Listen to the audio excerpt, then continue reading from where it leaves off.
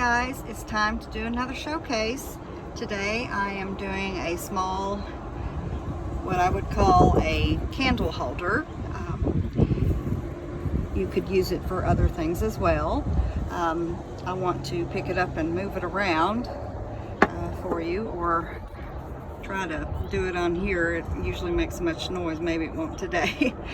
But it's got lots and lots of sparkle, so I've brought it outside so that you can pick up on that. It's painted on the bottom, of course, but you won't see that. Let me show you.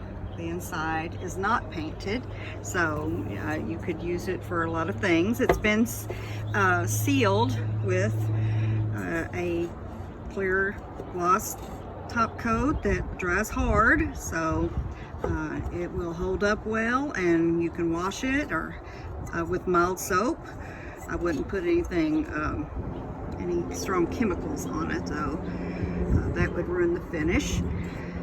This will be listed in my Etsy shop soon, so be sure to go check that out. Until then, I'm going to bid you farewell. I'll see you soon for a paint party. Enjoy the rest of your day. Bye.